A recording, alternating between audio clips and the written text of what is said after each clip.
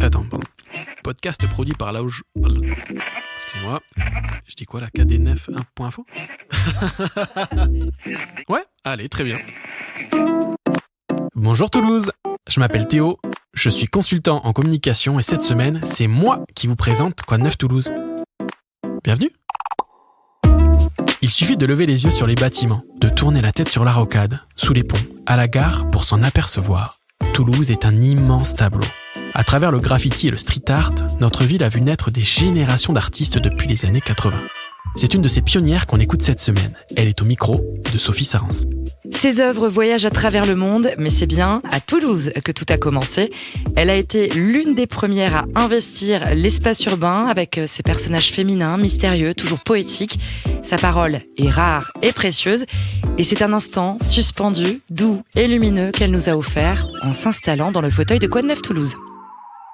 Bonjour, donc moi c'est Vanessa, Miss Van. Je viens de Toulouse, j'ai passé 30 ans ici et j'habite à Barcelone depuis 21 ans. Quoi de neuf? Là on est à l'expo Layup à Toulouse. Je participe à cette expo juste avec des toiles. Je suis contente d'être dans ma ville natale, de revoir des amis d'enfance. Ça fait chaud au cœur. Et voilà, je suis contente de participer à cette expo, même si c'est juste avec des peintures sur toile, de manière modeste et spontanée, puisque en même temps, je viens d'inaugurer une expo à Madrid. Et voilà, donc quoi de neuf? L'expo à Madrid, individuelle, et le lay-up. On va revenir un peu à tes débuts. Comment Vanessa est devenue Miss Van? Comment est née ta fibre artistique quelque part? Mes débuts, donc c'était il y a plus de 30 ans. Moi j'ai toujours dessiné, j'étais un peu autiste, un peu sauvage quand j'étais jeune. Et ça a été la rencontre avec Tilt, avec Cédric, quand on avait 15 ans. Et qu'on s'est rencontrés au lycée. Et j'ai commencé à m'intéresser au graffiti, à suivre Cédric, Der, Tauber, à les suivre, à les prendre en photo. Des copains de l'époque, quoi, que tu as... Ouais, donc, oui, pardon, je me perds dans les détails. Ouais, donc c'était par le biais de mes amis à l'époque, que j'ai rencontrés au lycée, avec qui on a commencé à peindre, et moi plutôt à faire des photos. Et j'ai commencé vraiment à peindre quand j'ai rencontré Kat en 93 à la fac d'art plastique. T'es souvent présentée comme une pionnière du street art féminin, je dis pas de bêtises. Ce rôle de précurseuse, tu le vis comment aujourd'hui, avec le recul? Oui, on était pionnières sans s'en rendre compte réellement. Surtout quand on vient d'une petite ville comme Toulouse et que à l'époque il y avait pas Internet et tout ça et il a fallu attendre d'être publié dans des magazines et que les gens voyagent et viennent à Toulouse pour voir vraiment ce qui se passait. Donc c'était assez pur et innocent. Je trouve que c'est ça qui est beau par rapport à comment c'est aujourd'hui, c'est difficile avec les social media, avec tout ce qui s'est déjà fait, ça c'est vraiment différent. Donc nous à l'époque tout était nouveau et moi j'ai commencé à peindre au pinceau dans la rue parce que c'est avec ça que j'étais à l'aise et bon même si on m'a beaucoup critiqué à l'époque. Pourquoi on t'a critiqué à l'époque? Parce que c'était du pinceau et pas de la bombe. Bon voilà quoi, les histoires de puristes. Ouais. Moi je m'en foutais. Moi j'étais passionnée quoi. Hein. J'étais vraiment passionnée, donc quand j'ai commencé, après j'ai plus arrêté. Aujourd'hui, je le vis un peu différemment, mais je pense que toujours avec la même passion. Je pense que chaque époque dans la vie a son énergie et quelque chose d'intéressant. Et j'ai passé des années à peindre dans la rue, beaucoup, à aller à contre-courant de presque tout.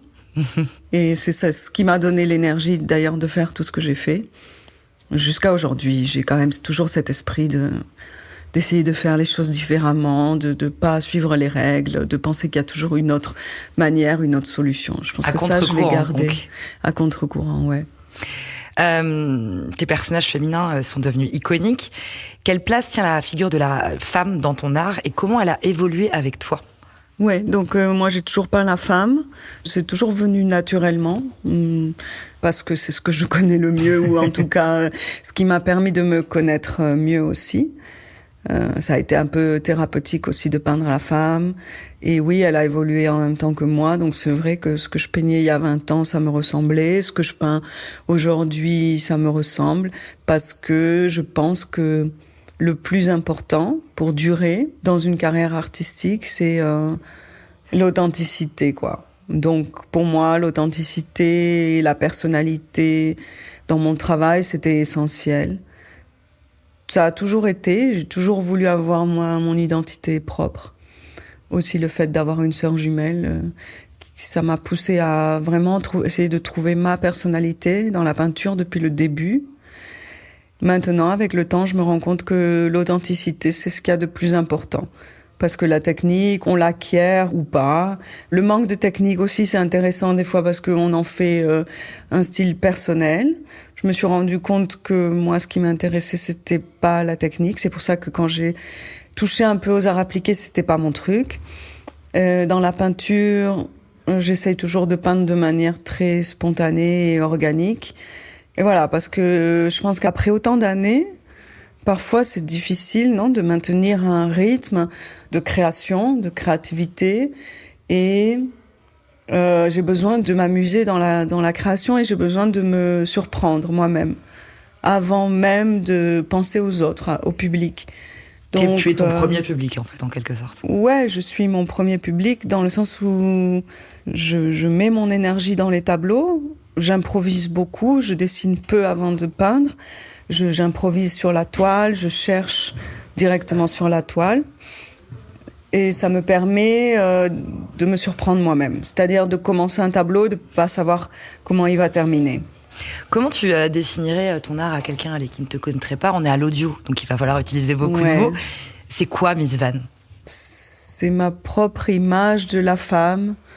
Miss Van, pour moi, Miss Van, déjà, je m'appelle jamais comme ça, j'aime même pas dire mon nom d'artiste, j'aime bien qu'on m'appelle Vanessa.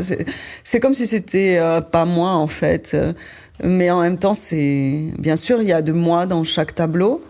Je leur donne pas de nom parce que justement, pour moi, c'est la représentation de la femme en général, sous toutes ses coutures, sous toutes ses formes. Donc, j'ai toujours aimé être dans la transgression, dans la confusion aussi. J'aime bien mélanger les sentiments. Je peins la femme sous toutes ses formes. Voilà, ça, je pense que ça, c'est... Et oui, donc j'allais dire que c'était ma vision en toute modestie de la femme. Je l'ai peinte sous toutes ses coutures en 30 ans. J'ai juste, voilà, je partage mes fantasmes, ma manière de voir la femme et le fait d'être femme moi-même. Je pense que j'utilise ça aussi parce que je ne me censure pas et que si c'était un homme qui peignait ce que moi je peignais, il aurait peut-être plus de problèmes que moi en tant que femme. Je peux me permettre de la peindre en objet, en soumission, en guerrière, en muse, en ce que je veux. J'ai lu dans une interview de toi que tu as dit « Ma peinture, c'est ma force, mais c'est aussi ma faiblesse ». Tu peux m'expliquer pourquoi ? Ouais, je pense que comme toute force... elle est peut-être venue de ma faiblesse dans un entre guillemets de mon autisme entre guillemets aussi de quand j'étais jeune et ça a été ma manière de m'exprimer peut-être plus que les mots. Ma sœur était plus sociable, était plus dans les mots, dans le relationnel et moi petit à petit je me suis créé un monde à moi dans lequel tout était possible. Et donc, de ces failles, j'ai trouvé une force. C'est très joliment dit. Ah, oui, pardon. Normalement, comme on est à 9 minutes, le podcast s'arrête ici. Mais bon, c'est pas tous les jours qu'on reçoit Miss Van. Alors, on joue les prolongations et on y retourne. Tu nous l'as dit, tu vis aujourd'hui à Barcelone. Qu'est-ce qui te fait encore revenir à Toulouse ? Pas grand-chose. Ben là, Là, l'expo de Layup, et c'est quand même un prétexte pour revoir des gens qui me sont chers, avec qui j'ai commencé, avec qui j'ai créé toute une histoire, et ça me fait toujours chaud au cœur de voir que on est encore tous actifs, on est encore tous dans la peinture d'une manière ou d'une autre, et on est toujours content de se voir, et c'est ma famille, quoi. Ton meilleur souvenir à Toulouse, si tu devais en garder qu'un? Maintenant, avec le recul, c'est toute cette époque où j'ai commencé à peindre dans la rue, cette effervescence, cette folie. Ouais, je pense que c'est une époque qui a vraiment marqué ma vie et qui m'a formée telle que je suis aujourd'hui. Voilà. Mais moi, j'ai eu plusieurs vies quand même, parce que j'ai voyagé beaucoup, j'ai vécu dans d'autres endroits et voilà. C'est ma première partie de vie, on va dire. Je sais pas comment on dit. Ma première vie. On va passer à l'interview express. T'es prête? Ouais. Toulouse, pour toi, c'est quoi? C'est romantique, c'est la ville rose, c'est mon premier amour. Ton lieu préféré à Toulouse? La vue des berges de la Garonne, du Pont-Neuf. Le mur ou le lieu le plus dingue où tu as peint à Toulouse? Justement, au bord de la Garonne avec Kat, une fois où on a peint sur les berges, on avait très très peu de recul, on était au bord de l'eau. Et ouais, ça m'est venu comme ça, là. Ça doit être ça. L'artiste qui t'a le plus influencé? En ce moment, il y a des artistes contemporains, mais je peux pas sortir comme ça plein de noms. Mais disons que à un niveau plus intemporel, je m'inclus quand même pas mal dans le mouvement surréaliste. Et donc, je vais dire Léonore Fini, Leonora Carrington, Frida Kahlo. Voilà, je m'inscris un peu dans ce mouvement-là. Un ou une artiste d'ailleurs dont on devrait absolument découvrir le travail? Je vais dire Gléo, une fille colombienne qui fait des murs incroyables. Quel est le meilleur conseil qu'on t'ait donné dans la vie? Je sais pas si on me l'a donné ou si je me le suis donné moi. C'est d'essayer de rien faire qu'on puisse regretter dans le futur, d'essayer toujours d'avoir une vision d'anticipation pour prendre des décisions sur le moment. C'est-à-dire, j'ai toujours essayé de me dire que je voudrais être fière de tout ce que j'ai fait et comme ça essayer de faire les bons choix. C'est-à-dire de rester authentique, de pas se prostituer si on peut se le permettre. Et je me suis toujours dit que ma peinture c'était mon bijou, c'était quelque chose de très précieux et que donc je devais le respecter. Et ça a été ma conduite de vie jusqu'à aujourd'hui. C'est quoi le point commun entre Toulouse et Barcelone? La lumière, peut-être. T'es pas la première à nous parler de la lumière de Toulouse. Pour un week-end à Barcelone, parce qu'à Toulouse on va souvent au week-end à Barcelone, un lieu à nous conseiller? La Bodega del Vermouth de mon chéri. On ira.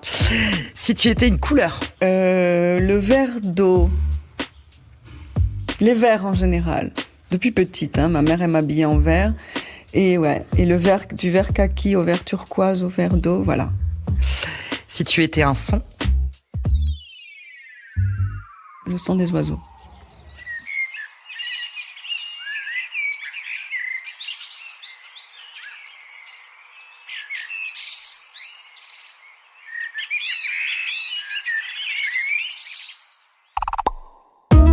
Miss Van nous a parlé de Tilt, d'Air et Tauber. Au début des années 90, il y avait aussi Toupon, Saïk et City. À eux 6, ils formaient la True School. Dans l'Open Mic, on revient sur l'histoire de ce crew mythique de l'histoire du graff à Toulouse. Bonjour, je m'appelle Olivier Gall, je suis l'auteur d'un livre qui s'appelle True School, une histoire du graffiti à Toulouse, paru en 2016 aux éditions Atlantica.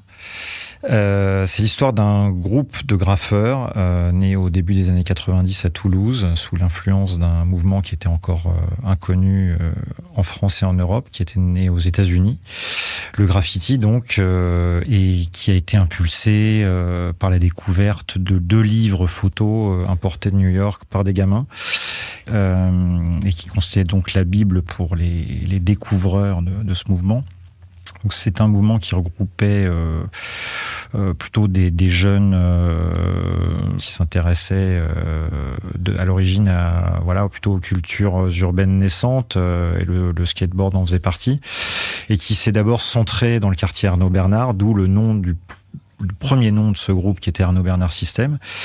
Après, ce groupe a évolué vers de grands murs collectifs dans toute la ville de Toulouse, qui était très permissive à l'époque. La mairie ne connaissait pas ce mouvement et laissait un peu faire.